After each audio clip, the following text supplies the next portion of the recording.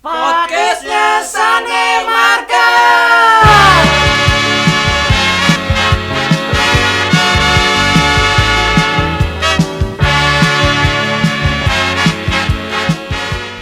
Happy Sunday Peters, GPIB Pasar Minggu. Balik lagi di podcast ya Sunday Market di episode ke-13. Dan kali ini kita kedatangan muka baru di podcast ini ya. Ada Kajors yang minggu lalu muncul kayak kuyang ya, tiba-tiba mukanya di sini.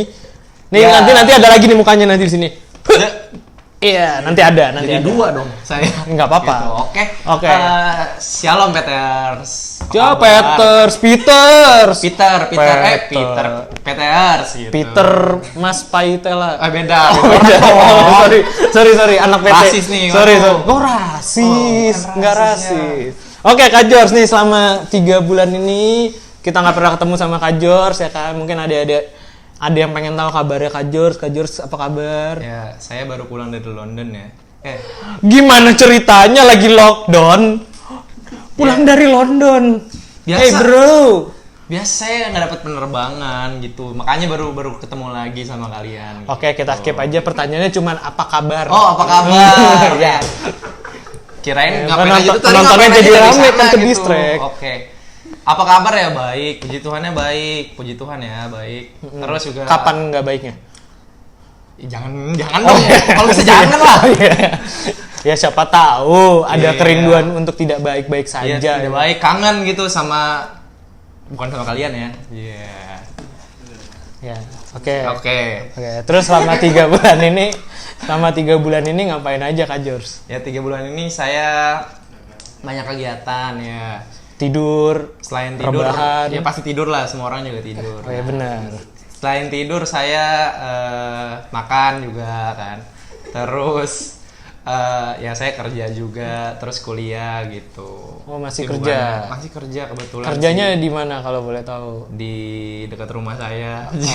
Jadi Kajors, kalau kalian mau langganan air galon, itu bisa pesan ke Kajors ya. Iya. Nanti kontaknya bisa Nomornya personal ada di bawah chat. ini ya? Nggak Oh, ada. nggak ada. Di podcast kagak kedengeran. Sorry. Kagak kelihatan Ya, itu kalau suaranya. yang di YouTube bisa, ngeditnya Iya, kasihan, yang edit kasihan. Iya, Sorry. repot. Oke, repot. Pokoknya intinya kalau kalian mau mesen galon kemanapun, mau ke Manokwari pun nanti Kajors anterin sendiri. Astagfirullahaladzim. Naik motor Supra X-nya. Gile, gokil. Itu ya. Nah, Ya oke. pokoknya intinya Kajors kerja selama 3 bulan ini dan baik-baik saja. Dan sekarang Kajors yang bakal ngebahas materi buat hari ini ya. Kebetulan sih gitu. Oh kebetulan. Bukan karena rencana Tuhan ya ternyata ya. Kebetulan yang direncanakan Tuhan gitu maksudnya.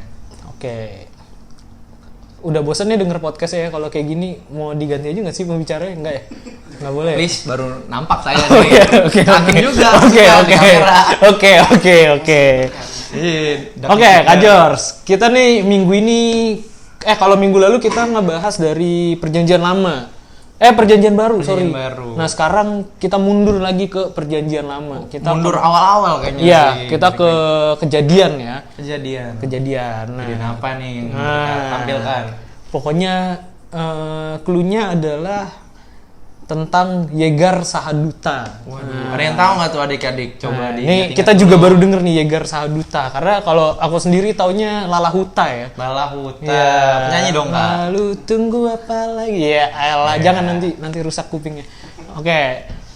Pokoknya clue-nya Yegar Sahaduta ya. Tapi sebelum kita masuk ke pembahasan Alkitabnya akan seperti apa, ada baiknya seperti yang sudah sebagai seorang Kristen yang baik. Kristen. Ya kan? Kristen Kebetulan yang sih baik. Kristen nih ya. Kristen Cara bukan Kristen ya. Kristen sebagai Kristen yang baik kita memulai segala sesuatu dengan berdoa. Berdoa menurut agama Kristen ya tentunya. Betul, yang akan dipimpin oleh Kajors pastinya. Oke, udah lama nggak berdoa. Nah, Oke. ketahuan Di depan udah lama. kamera, Oh. belum selesai ngomong di depan. Oh, jadi kamera. doanya dipamerin nggak? Iya, biar kayak Kristen gitu, kelihatan Kristen.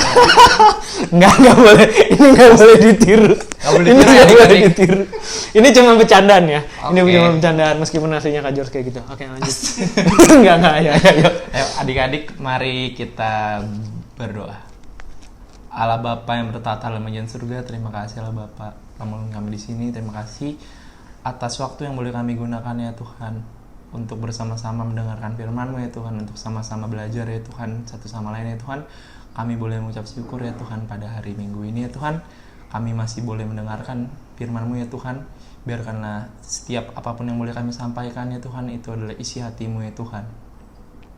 Ya Tuhan, dimanapun kami berada ya Tuhan, jauhkanlah kami dari kuasa-kuasa roh jahat ya Tuhan, agar kami boleh tetap fokus ya Tuhan untuk mendengarkan firman-Mu ya Tuhan.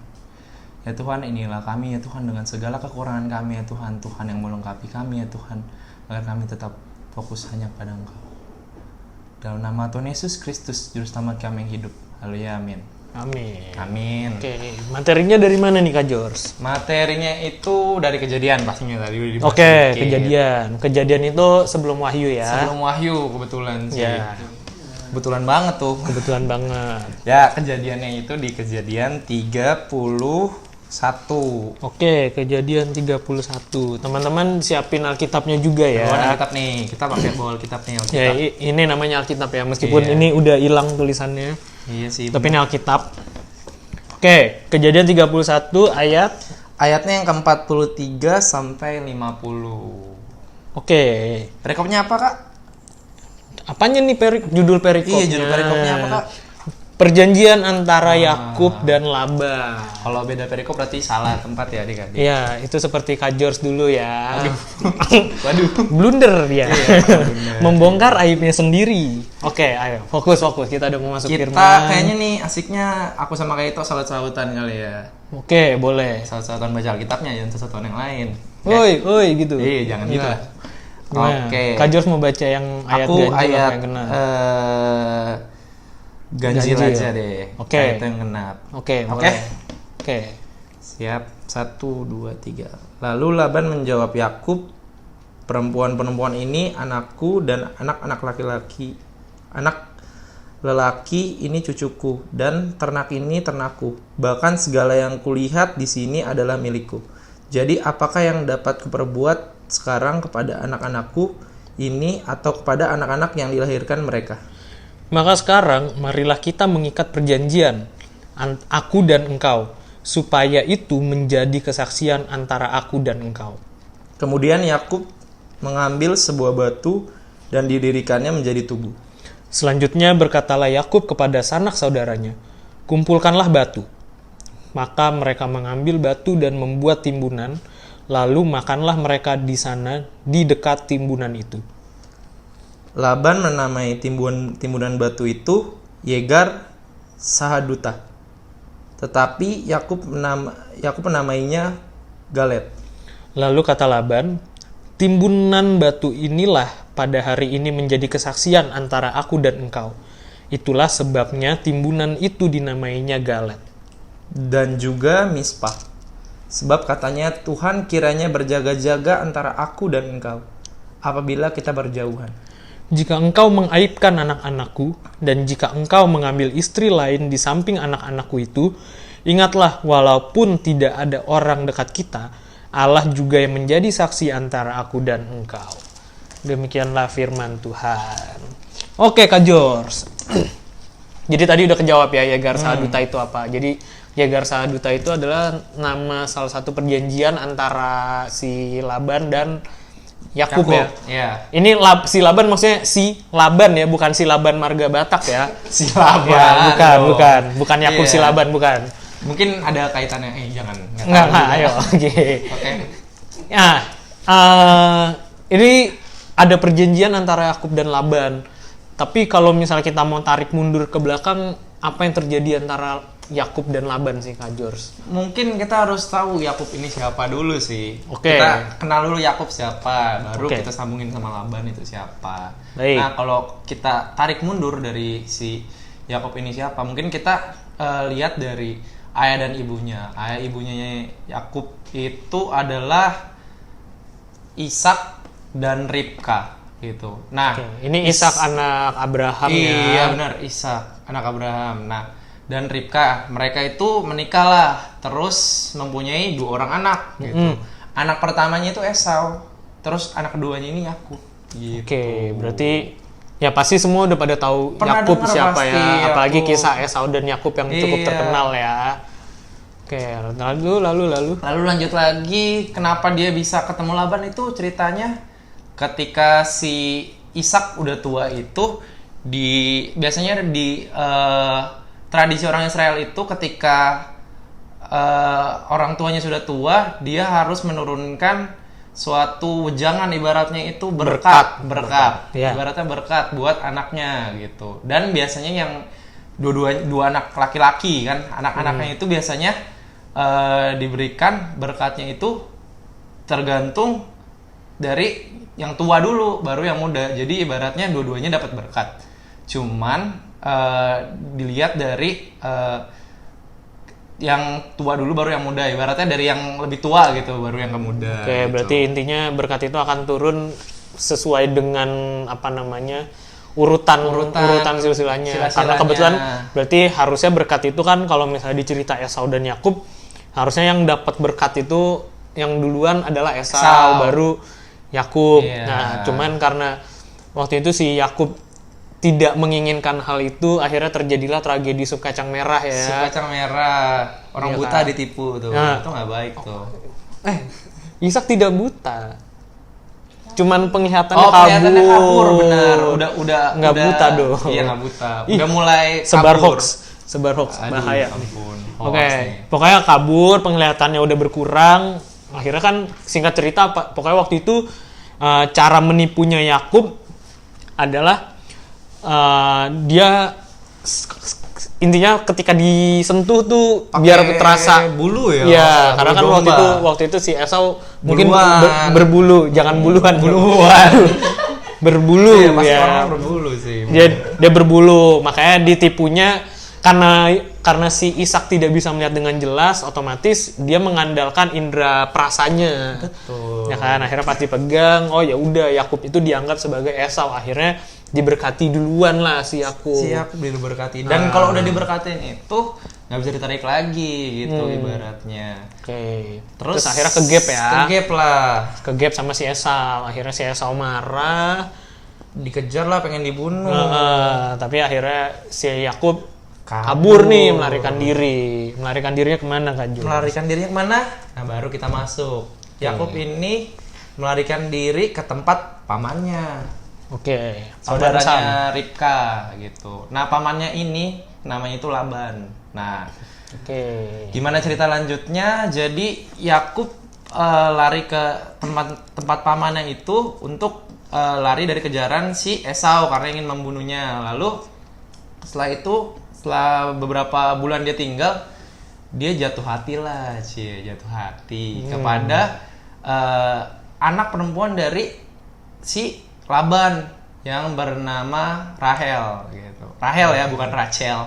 Rahel tulisannya. Bukan Karahel, Bukan Karahel ya, Karahel. Nah, terus setelah udah jatuh cinta ibaratnya,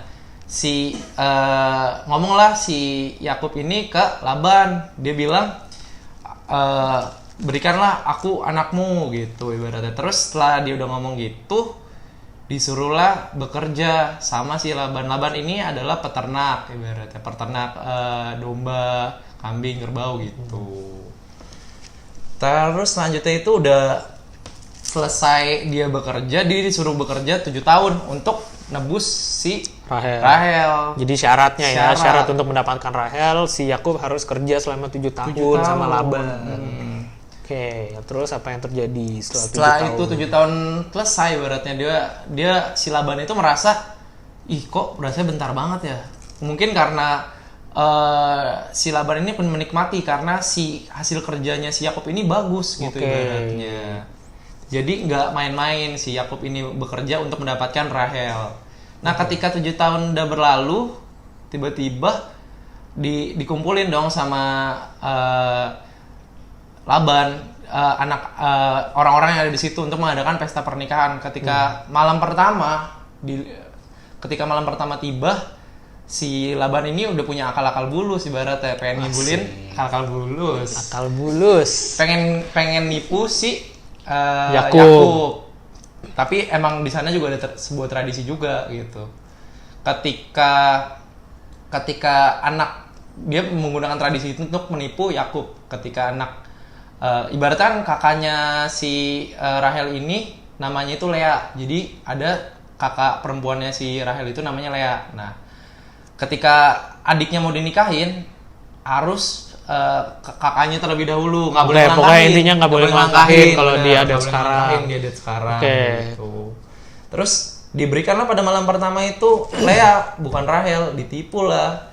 Ketika udah diberikan Lea, dibilang lah tradisi itu udah dibilangin. Terus lu mau nggak dapetin Rahel? Masih gitu kata Laban, lu masih mau nggak dapetin Rahel? Kerja lagi sama gue 7 tahun gitu. Ibaratnya dimanfaatin banget karena udah lihat kerjanya si Yakub itu bagus gitu, makanya dimanfaatin. Ketika udah lambat tahun, udah 14 tahun dong dia kerja, 7 tambah 7 udah 14 tahun, akhirnya dapetlah Rahel. Setelah penantian 14 tahun. Iya, bayangin 14 tahun dan tetap dia lebih tertarik sama Rahel gitu, lebih cinta sama Rahel, makanya begitu. Tapi tetap si Yakub in the end punya 2 orang istri. Ya itu si Lea sama si Rahel tadi ya. Oke, udah tuh 14 tahun berlalu, terus kembali lagi dong, ketika udah 14 tahun selesai, ibaratnya itu 14 tahun kerja itu untuk mendapatkan 2 putrinya ibaratnya. Untuk mendapatkan harta kekayaannya tuh belum ada ibaratnya. Bukan harta kekayaan Laban ya, maksudnya harta kekayaan dalam bentuk kerja kerasnya Yakub. Dia si Yakub sendiri. Oke. Terus selanjutnya itu dia bekerja lagi dong. Setelah dia bekerja 6 tahun. Jadi totalnya tuh 7 tambah 7 tambah 6 tahun. 7 tahun untuk dapetin Lea, 7 tahun untuk dapetin Rahel. Dan 6 tahun lagi dia bekerja keras untuk mengumpulkan harta untuk dirinya sendiri lah, pasti butuh dong. Kayak ada gitu. Totalnya 20 tahun. 20 tahun lamanya dia bekerja sama paman Laban, pamannya itu. Paman Laban. Gak apa-apa daripada si Laban agak. Iya, si Laban kan gak enak tuh. Nah, udah 20 tahun tuh dia kerja dan 6 tahun itu dia mendapatkan harta kekayaan yang dibilang tuh banyak banget gitu. Luar biasa berlimpah. Luar biasa berlimpah. Ketika dia udah kerja itu dan dapat harta banyak lah orangnya iri. Gitu ya. Yang iri dari siapa sih? Yang iri itu dari saudaranya sendiri ibaratnya. Pihak keluarganya. Jadi yang menimbulkan perpecahan sendiri itu sebenarnya pihak keluarganya, yaitu adalah anak laki-laki dari Laban gitu. Karena iri sama harta, akhirnya mulai ada ini ya, jotos-jotosan. Bukan jotos-jotosan, nggak ada pukul-pukulan. Cuman ada omongan yang nggak enak kalau dibilang Yakub ngambil hartanya Laban kayak gitu ya. Ada fitnah. Dan itu bikin Yakub akhirnya jadi apa ya? Jadi bete kali ya. Karena dia kan selama 6 tahun kerja keras untuk mendapatkan kekayaan itu secara murni gitu ya, bukan ngambil instan gitu ya, bukan ngambil keras. Bukan ngambil haknya si Laban atau ngambil kekayaannya Laban, tapi dituduh kayak gitu, akhirnya Yakub marah. Habis itu apa yang terjadi setelah Yakub marah? Yakub tuh sebenarnya marah, cuman masih dipendam di sini, masih nahan. Ya udahlah, setelah itu ketika dia suatu hari itu adalah firman Allah, dia bicara suruh Yakub kembali, Tuhan ngomong ke Yakub bahwa dia harus balik ke Kanaan. Kembali ke kampung halamannya dia. Setelah dia udah berjalan gitu, dia udah balik lagi, udah berjalan selama 3 hari, udah keluar tuh dari kotanya Laban, dari tempatnya yang dulu ibaratnya udah keluar. Terus baru tahu lah Laban kalau Yakub itu pergi. Dan ada salah satu barang si Laban ini yang hilang, namanya itu terafim. Terafim itu apa Kak Jors? Terafim itu kayak kalau zaman dulu tuh kayak ada kepercayaan untuk menyembah patung kecil, patung kayu kecil. Intinya itu patung berhala lah ya. Patung berhala intinya. Nanti patung berhalanya gambarnya ada di sini buat yang nonton ya. Nah, di sini tuh. Nanti itu tugas editor ya. Pokoknya ada nanti gambarnya di sini. Gitu. Tapi sebelum kita ke terafim, ada satu hal lagi tadi skip yang bikin Yakub juga makin lama makin gondok sama Laban adalah selama 20 tahun dia bekerja bareng pamannya, bukan bekerja bareng, bekerja untuk pamannya. Itu ada 10 kali pergantian ya bisa dibilang pergantian gaji. Maksudnya gajinya upahnya tuh nggak tentu. Mungkin misalnya bulan ini kita digaji 2 juta nih, si Yakub digaji 2 juta. Bulan depan 1,5 juta. Besoknya 3 juta.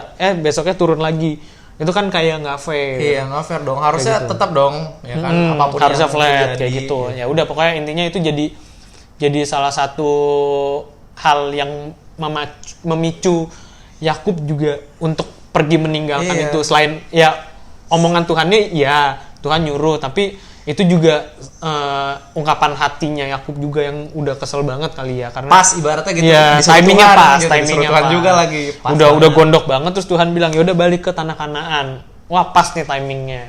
Udah tanpa pikir panjang akhirnya dia manggil kedua istrinya, terus akhirnya pergilah. Cabut. Ya. Kalau biasanya sekarang. Nah, setelah udah selesai itu 7 hari lah si Laban baru tahu ya. Tiga hari Laban baru tahu, dan 7 hari kemudian Laban nyamperin dong. Bisa ngejar si Yakub yang udah jalan duluan. Oke. Gitu. Tapi sehari sebelum dia ketemu Yakub, pada malamnya itu dimimpiin. Biasanya kalau mimpi kangen, tapi bukan. Kalau ini mimpinya beda. Mimpinya itu ibaratnya mimpinya tuh datang dari Tuhan gitu. Dia Tuhan Allah tuh bilang, Tuhan Allahnya Yakub tuh bilang, Tuhan Allah kita juga tentunya. Bilang kalau jangan ada kamu berkata satu kata pun yang menyakiti Yakub. Intinya kayak gitu perkataannya. Jadi udah dibilangin, udah diperingatin ke Laban. Padahal kan emang si Yakub nggak berbuat salah dong gitu. Makanya Tuhan belain dia lewat penglihatan, lewat mimpinya si Laban gitu ibaratnya. Nah ketemulah besoknya, ibaratnya besok ketemulah. Disitulah si Laban tuh dengerin kata Tuhan juga, Tuhan Allahnya, Tuhan Allah Yakub gitu ibaratnya. Dengerin kalau dia nggak marah-marah dong, awalnya nggak marah-marah, dia cuma bilang ini ada barang aku yang hilang, terafimnya hilang gitu ibarat. Terafim itu ibaratnya kalau di zaman itu tuh hal yang paling berharga lah ibaratnya, kepercayaan terafim itu, karena si Laban ini menyembah terafim itu gitu. Dan setelah itu digeledah lah kemahnya Yakub, semuanya. Dan ketika digeledah itu ternyata emang di sini tertulis kalau ada yang ngumpetin itu anak perempuannya si Yakub sendiri, anak perempuan si Laban sendiri, Rahel lah yang ngumpetin ibaratnya. Oke.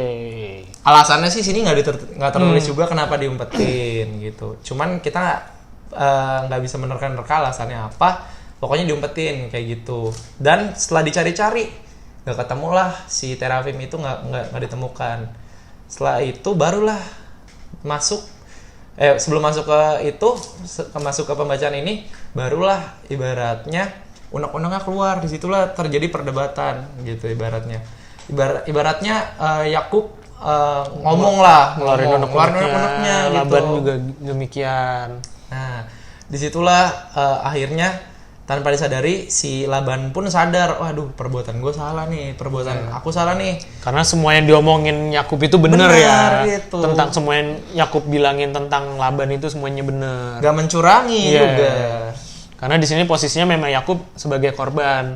Meskipun ya bisa kita bilang juga mungkin ini sebenarnya bisa kita asumsikan sebagai karmanya Yakub yang dulu pernah mencurangi kakaknya sendiri, si Esau. Tapi dalam kasus ini setelah 20 tahun, ya kurang lebih 20 tahun setelah kejadian itu, ya Yakub bener gitu loh, dia kerja buat si Laban ini bener, dia jujur, nggak ada mencurangi apa-apa. Terus akhirnya terjadilah dia dicurangin sama Laban. Ya Tuhan melihat itu juga sebagai suatu ketidakadilan. Jadi meskipun Yakub pernah melakukan kesalahan, tapi bukan berarti itu memberhentikan kasih Tuhan buat Yakub. Ketika Yakub butuh pertolongan, akhirnya Tuhan juga tolong kan, melalui Tuhan berbicara kepada Yakub untuk kembali ke tanah Kanaan. Akhirnya ketemu sama Laban lagi, dan akhirnya terjadilah si Yegar Sahaduta itu ya.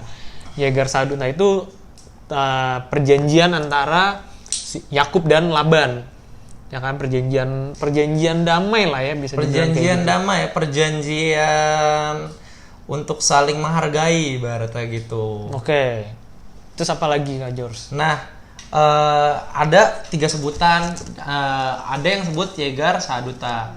Nah, Yegar Sahaduta ini disebut itu ada 3 versinya. Versi pertama itu dibilang timbunan batu biasa. Itu versinya si Laban yang nyebut itu. Tapi makna dari timbunan batu perjanjian itu artinya itu di situ mereka mengikat janji di timbunan batu itu tuh. Nah, ada versinya si Yakub, intinya sama perjanjian juga, tapi disebut Galet. Nah, yang paling aku suka nih sebenarnya yang disebut Mispah. Mispah ini adalah nama yang diberikan tugu nama yang diberikan dari Tuhan untuk timbukan batu itu. Artinya ada di sini, artinya itu Di ayat 49. di ayat 49. Dan juga Mispa, sebab katanya Tuhan kiranya berjaga-jaga antara aku dan engkau apabila kita berjauhan. Menurut aku sih keren banget artinya ini. Menurut aku maknanya bagus banget gitu. Jika kita berjauhan, Tuhan yang jaga kita gitu ibaratnya. Nah, dari yang cerita panjang ini ibaratnya nih, cerita Yakub ini, Kaito ada yang bisa Kaito tangkap nggak misalkan sesuatu gitu ibaratnya? Apa ya? Paling pertama, pertolongan Tuhan itu pasti ada buat orang-orang yang memang Tuhan rasa butuh pertolongan. Bener nggak? Kayak Yakub, mungkin kalau Yakub tidak bermasalah dengan kondisi dia dan Laban pada saat itu, Tuhan juga mungkin tidak perlu memberikan pertolongan karena fine-fine aja hidupnya. Tapi kan ini ternyata terjadi ketidakadilan sehingga Yakub Tuhan rasa perlu tolong, akhirnya Tuhan bicara untuk kembali ke Kanaan. Ya kan? Nah, yang kedua yang aku dapat adalah ini sebenarnya ada satu konflik keluarga lah ya. Dan ya ini relate sama hidup kita sehari-hari juga sih. Maksudnya kalau Yakub dan Laban ini kan kita ngomongin soal ketidakadilan dalam bentuk materi ya, dalam bentuk harta. Benar. Karena dari tadi kan masalahnya kayak Yakub dicurangin soal penghasilannya, Upahnya. soal upahnya dan lain-lain. Tapi ya mungkin itu juga bisa terjadi juga di keluarga kita sendiri. Misalnya adik dengan kakak ada iri-irian uang jajan misalnya. Benar banget. Ya kan? Atau Sering, misalnya orang tua ngasih uang jajan 100.000 itu buat berdua, berarti adik kakak 50-50. Tapi ternyata kakaknya ngasih adiknya cuma 30.000. Jauh. Ya kan, 70.000-nya diambil sama dia, dibilangnya ini emang dapat dari papa mama cuma 30.000 misalnya kayak gitu. Itu sering banget terjadi Ya, sih. dan aku bisa jamin juga setiap keluarga tuh punya konflik pasti. Itu Pasti. gitu. Apalagi lagi kondisi karantina kayak gini di mana waktu kita akan jauh lebih banyak sama keluarga. Biasanya sih akan lebih banyak konflik ya. Karena ketemu konflik terus sih kan. Iya. Lama-lama hal yang biasanya nggak pernah diributin akhirnya diributin. Iya, Ya kan. benar. Soalnya dulu ada data selama waktu itu di Cina ya, itu angka perceraian jauh lebih Meningkat. tinggi ketika pas zamannya corona tuh di Cina sana, pas lagi karantina. Iya. Ya kan, itu malah pas ketemu, dikasih waktu ketemu, bukannya merekatkan diri ya kan, satu sama lain semakin kompak apa segala macem, malah cerai karena sering ketemu. Jadi mungkin yang biasanya tidak diributkan jadi diributi. Hal biasa ya. Ya, nah, dan itu mungkin bisa terjadi juga sama kita di masa karantina kayak sekarang ya, meskipun sekarang PSBB-nya sudah selesai dan mau masuki tahap transisi ke new normal, tapi kan masih sebagian besar dari kita banyak yang masih di karantina di rumah, masih ada yang di rumah sama keluarganya. Tuh. Mungkin juga ada orang-orang yang modelnya itu karena dia punya masalah sebelumnya sama keluarganya, karena dia punya perselisihan sama keluarganya, dia cari kesibukan di luar. Dia banyak-banyak cari kesibukan di luar. Nah, ini sebelum terjadi pandemi ya, sebelum terjadi gitu, karantina. ibaratnya kan kita bisa kayak apa di mana aja. Aduh, malas di rumah. Ntar ribut ada lagi. akar pahit Ada akar berarti. pahit mungkin nih keluarganya. Terus tiba-tiba dikarantina. Jadi mau nggak Ayo mau lo. yang tadinya bisa melarikan diri dari Iya. masalah dari konflik itu, akhirnya ya mau nggak mau harus diem di dalam rumah. Ayo mau mana gitu ibaratnya. Mau nggak mau harus diselesaikan kan antara kakak adik atau Iya, anak hal-hal dengan orang kayak tua. gitu. Ya gimana ya? Ketika nggak nyaman di rumah dan kita ibaratnya dipaksa di rumah gitu ibaratnya. Gimana caranya kita untuk hidup memanage gitu ibarat manage yang ada di rumah tuh harusnya kayak gimana sih di rumah gitu. Mungkin sisi positifnya juga yang kita bisa ambil dari corona ini, kita punya beberapa waktu yang lebih banyak sama keluarga. Kita punya waktu untuk membangun relasi sama keluarga ibaratnya gitu. Dan yang menarik juga dari kisah si Yakub sama Laban ini, kalian perhatiin nggak sih sebenarnya yang buat inisiatif untuk bikin damai itu siapa? Sebenarnya kalau aku lihat dari sisinya itu dari Alkitab sendiri yang bilang diriin batu itu si Laban untuk bikin tugu. Tapi gimana bisa Laban berpikiran positif itu kalau Tuhan Allah nggak datang sebelumnya di mimpinya si Laban ibaratnya gitu. Dan di situ menurut aku pekerjaannya luar biasa banget gitu ibaratnya. Pekerjaannya siapa nih? Pekerjaannya Tuhan dong tentunya. Ya, Pekerjaannya memang selalu luar biasa. banget.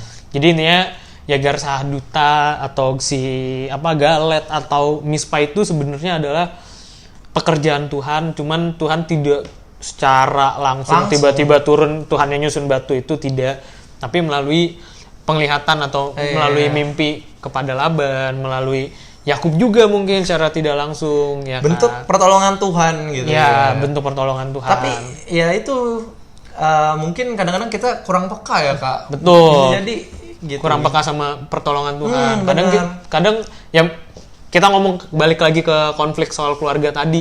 Misalnya Tuhan tuh udah ngomong ke kita bahwa ya udah lu harusnya damai sama kakak lu, adik lu atau sama orang tua lu.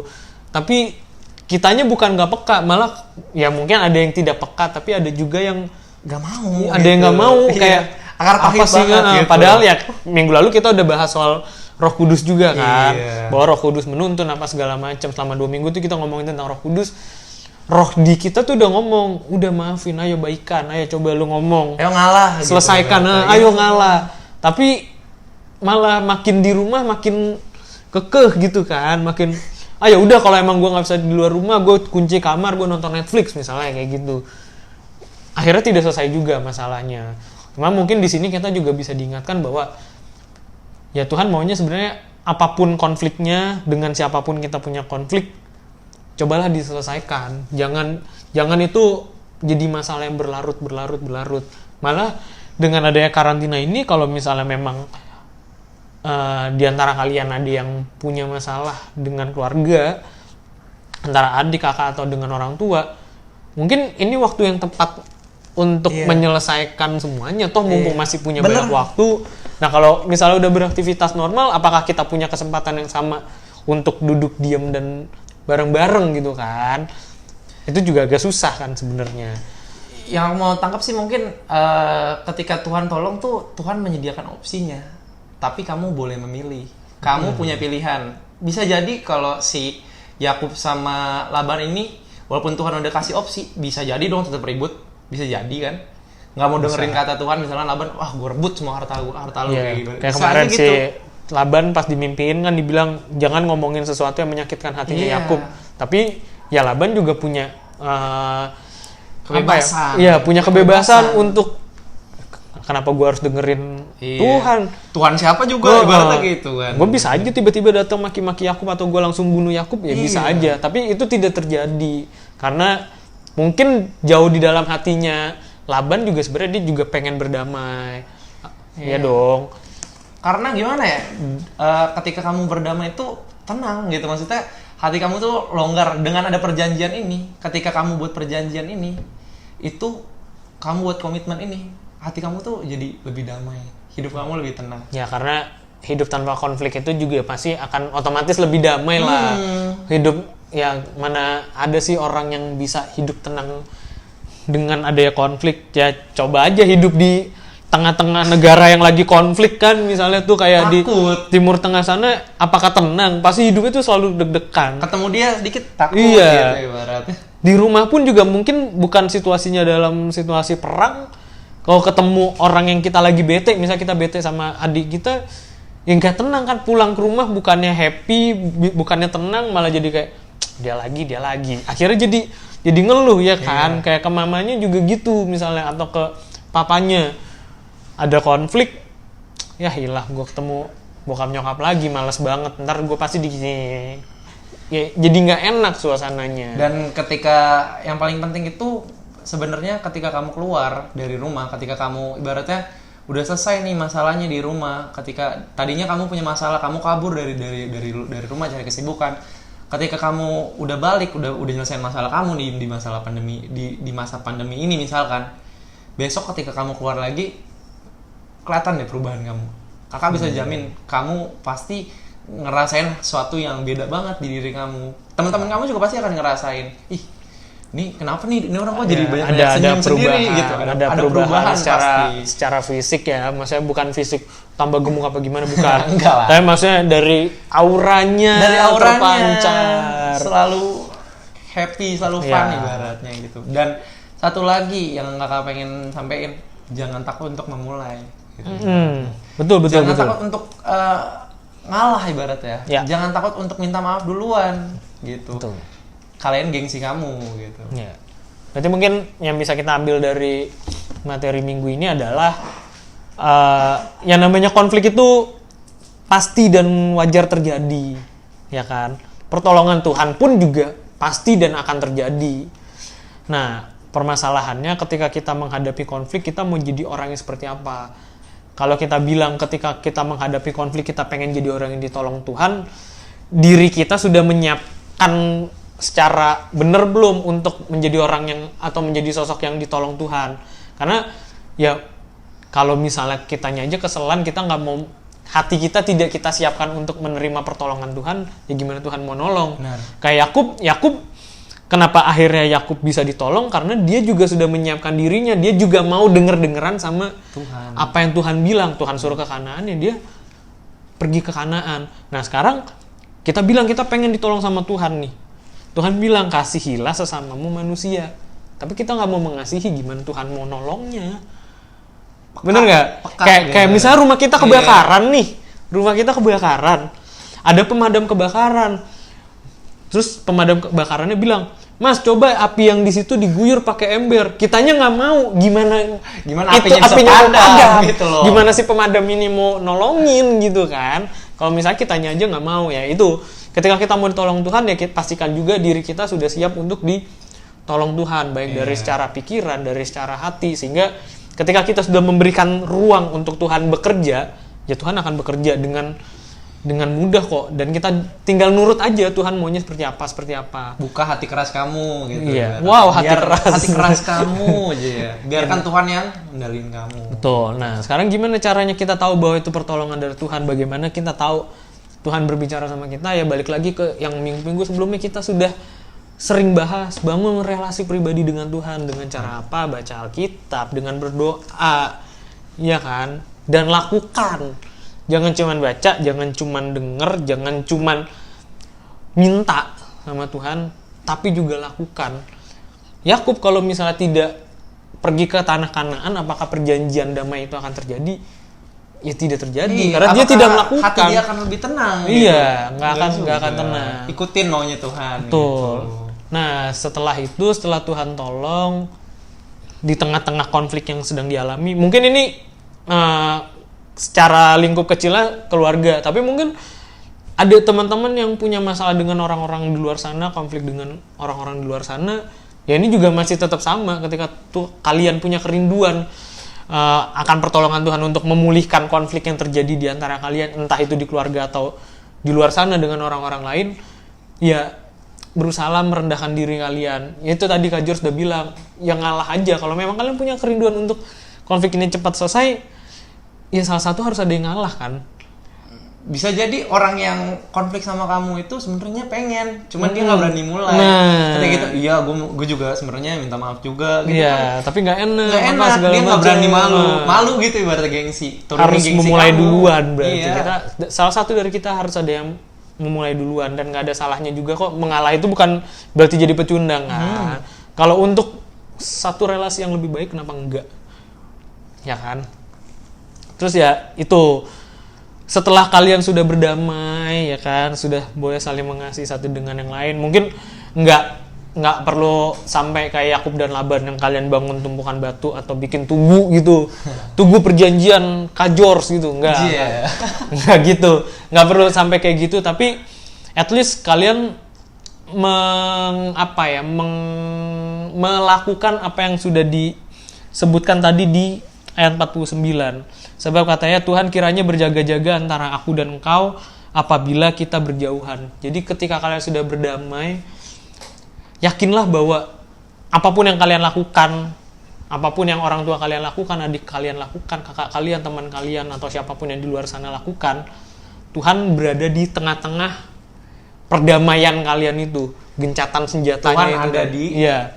tempat kalian ingin berdamai, Yes. ibaratnya gitu. Dan karena Tuhan sudah berjaga-jaga di antara kita yang tadinya ribut terus akhirnya Tuhan damaikan, ya jangan ada akar pahit lagi, jangan sampai oh ya udah nih misalnya aku sama Kak George udah kita damai ya, Tuhan yang lihat kita, Tuhan yang berjaga-jaga di tengah-tengah kita.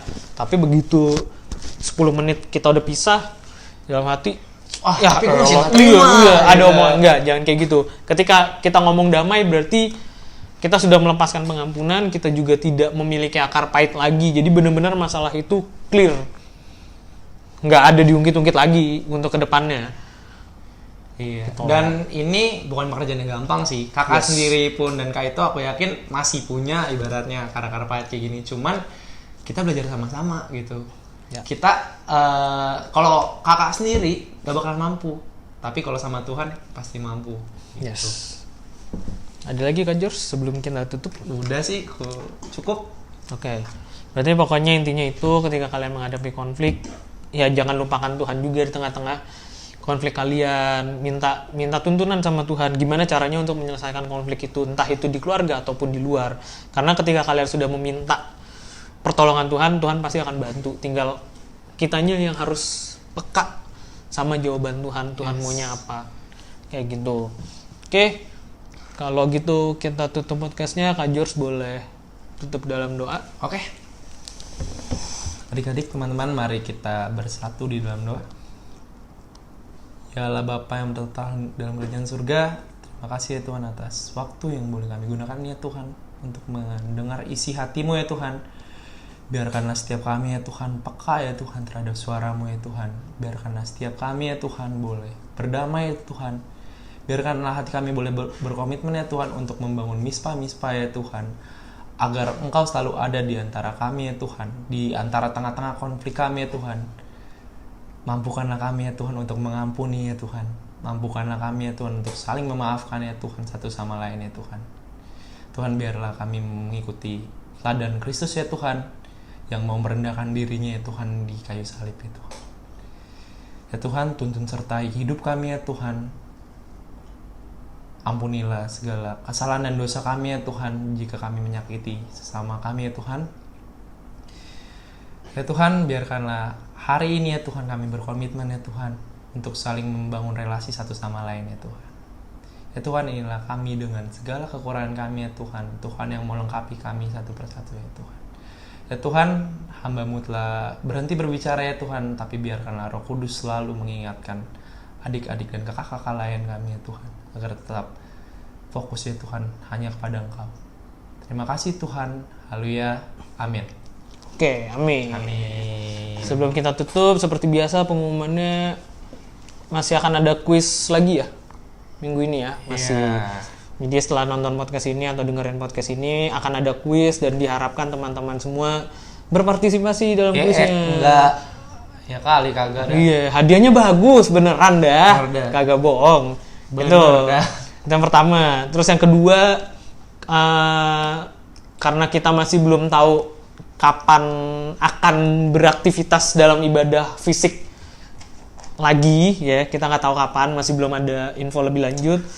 Teman-teman masih tetap bisa memberikan persembahan melalui celengan yang kalian buat dan kalian kumpulkan tuh dari minggu keberapa tuh, lupa deh. Pokoknya tetap yang baru, mungkin yang baru mau mulai silakan mulai nabung ya, silakan dicelengin. Jangan dicelengin, pusing.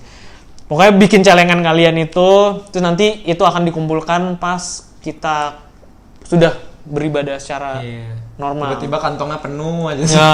Berat banget kantongnya. Tiba-tiba berat, nggak apa-apa. 5 nggak cukup gitu nggak kan. apa-apa, Puji nggak Tuhan apa-apa. lo kayak Puji gitu. Tuhan. Iya. Udah itu aja sih paling pengumumannya. Belum ada basket, belum ada futsal ya. Jadi mohon bersabar. Ya, basket sampai- sama futsal online aja ya. di Ya, HP gitu. bisa main FIFA, bisa main NBA Live, bebas lah. Ya. NBA 2K, serah. Oke, udah itu aja. Pokoknya semoga firmannya hari ini bisa jadi berkat buat teman-teman semua. Teman-teman yang punya konflik bisa cepat selesai. Bisa jadi kekuatan yang baru juga buat teman-teman semua. Terima kasih yang sudah mendengarkan podcast ini, yang sudah nonton podcast ini. Terima kasih buat teman-teman yang sudah bertugas yang ada di sini, yang ada sekitar 50 orang lah ya.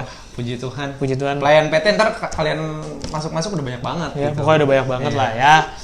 Oke, itu aja. Aku sama Kak George pamit. Happy Sunday and God bless you all. God bless. Bye-bye.